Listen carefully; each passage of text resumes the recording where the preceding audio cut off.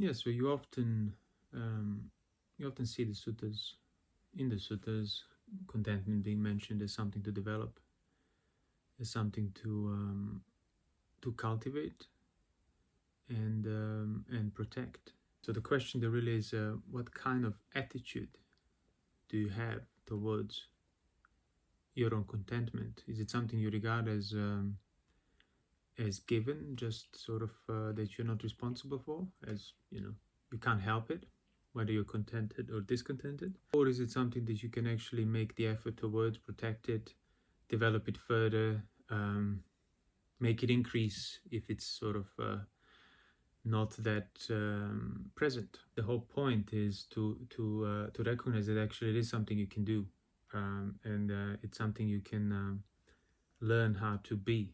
So as the suttas often mention it, it is something you can cultivate, and it's actually necessary for practice, because content and discontent are rooted in the mind. So they're states of mind. They're not dependent on the circumstances. So yes, sure, sometimes circumstances are absolutely not conducive for the practice, and you should not be content with those. But then the time will come where there is no particular external reason for your discontent, like everything is fine, health is fine, you have enough food, seclusion, you're not being overwhelmed by the elements and so on, by things you have to deal with, yet the mind is not content. The mind is restless, the mind is looking for different things, change of the environment and so on, and that's what you need to recognize then, that's the problem now, that the mind cannot be contented with things that are actually suitable for the goal that you are clear about. So whether a monk or a layperson, you should always be reviewing your situation as if it's is it still supporting for the practice? Is it still supporting for the precepts? Is it too challenging? Is it making things too tempting, too hard to uphold? If things are not going in the direction of making your life harder, making your practice harder, then you should also keep an eye on your mind so it does not become discontented with things that are otherwise fine. So that's why contentment is deep down, it's actually learned. So fundamentally, the mind that has developed more can be contented even with things, even with like a loss of health and so on, because as I said, it is rooted in the mind, the state of mind that doesn't resist. That's fundamentally what contentment is. So you do wanna, and then it means you're basically at ease and in a state of equilibrium, regardless of what you're going through. So that's why contentment could also be made into like a goal to strive for. So you will be contented with things internally. So, and even if sometimes you choose to say change the environment because maybe it ceased to be suitable for the practice, and you see directly how it relates to the lack of progress, let's say like that, even then you can remain contented internally, even with the change, even with acting towards the change that is necessary. So you can be contented with uncertainty, contented with lack of control. All these things are pretty much come down on the level of that, accepting them on the level of your mind, and not necessarily ignoring them or just pretending to go with the flow or something. No, you might sometimes have to interrupt the flow, sometimes you might have to do things and so on, but either way, whether you're with the flow or against it, in terms of your environment, you should be contented internally. So that's why the clearer the nature of things become, the nature of change, unknowability and so on, the more effortlessly contented you would be. Being contented with little, with fewness of desires, with seclusion and so on. So all these goals towards the developing a certain type of environment, such as not socializing and chasing sensuality, keeping the precepts, you need to learn how to be contented with, because obviously the mind wants to go with the pull of desires and so on. So that's why once you do establish environment on the basis of your discernment, such as, oh, this environment is good for me, this environment is good for practice, does not necessarily make me feel inspired or pleasant, because solitude is hard if it's not learned. Abstaining from pursuing sensual desires is hard if it's not developed, and so on.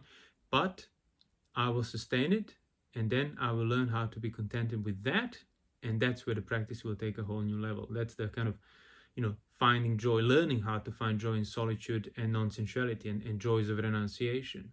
That's not going to happen automatically or naturally or something, because naturally sensuality is the direction the mind wants to go. Company is the direction the mind wants to go, and that's why you're liable to suffering.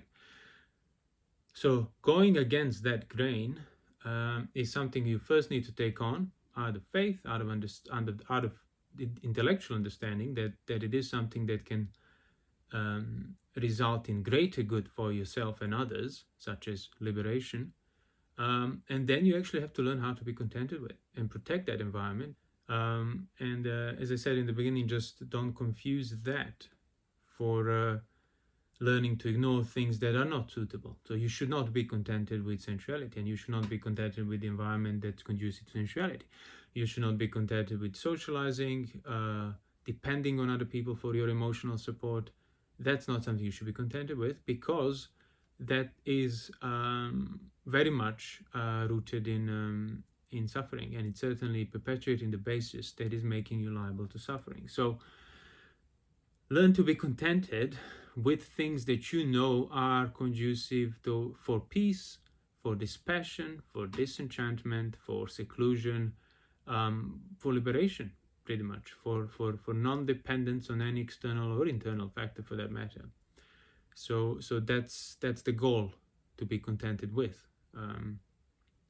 And then, yes, sometimes you probably have to, you will catch yourself whereby things are very conducive for practice. There's nothing you have to deal with or address, yet you find your mind in a state of discontent. You find your mind in a state of not being settled or happy.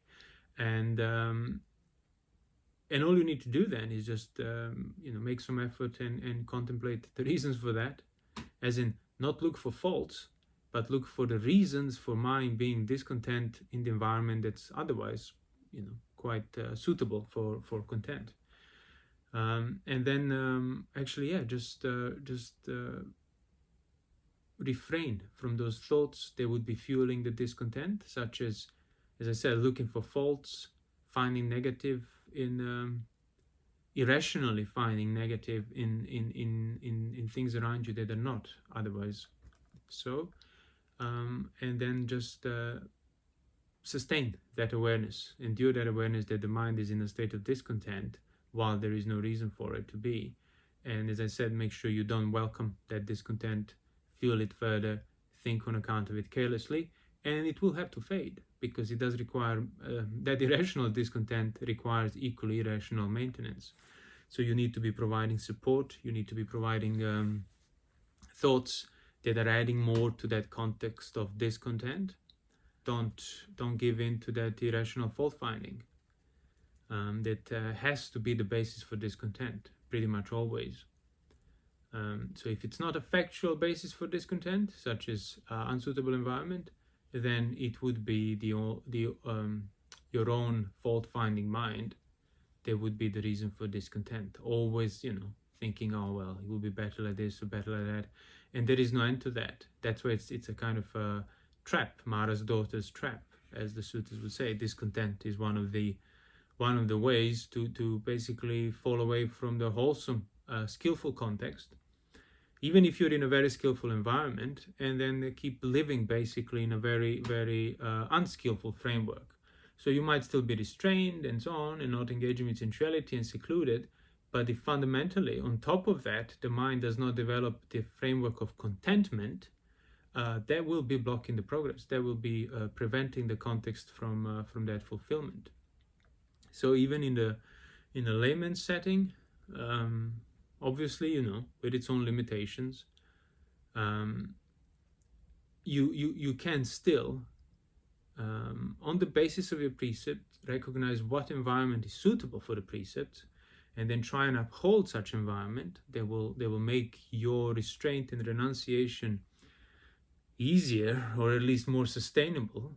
And then don't think your work ends there either, because the mind will not necessarily, even if you do it, even if you protect your environment, even if you keep your precepts, the mind will not necessarily grow to like it. The mind will not necessarily be contented with it.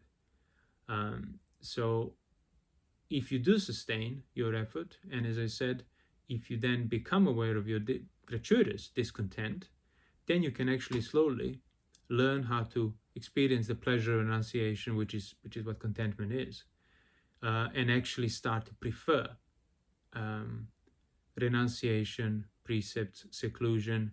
As I said, even within the limited framework of a lay setting, still the contentment is necessary to be developed upon the right and skillful behavior that you've been cultivated beforehand. So when you become contented with such a lifestyle, then obviously the pressure of sensuality that goes against that lifestyle, the pull of society, the company will lessen, because you are actually preferring the opposite now. You're not just, through a determination and inspiration making the effort to go against the grain. You're becoming quite contented, quite happy in living against the grain. And that's where the practice becomes more effortless. And that can be developed then even further and so on. So that's why contentment is important as a mental factor. And that's why often the Buddha would talk about it, because it is something that everybody will have to address at some point. So don't just expect mind to be contented on its own, or if it is contented on its own, you still need to do the work and review it and check, is there contentment there because of the true recognition that this environment is good for me and my sense restraint is supported and renunciation is supported? Or are you contented just because, there's some central basis or something that the mind is actually still delighting in, and you're confusing that for the right type of contentment? So whether the mind is contented or not, you need to keep reviewing whether the mind is contented or not and the reasons for that contentment. And if they're suitable and wholesome and skillful, sure, you protect, you keep being aware of that context.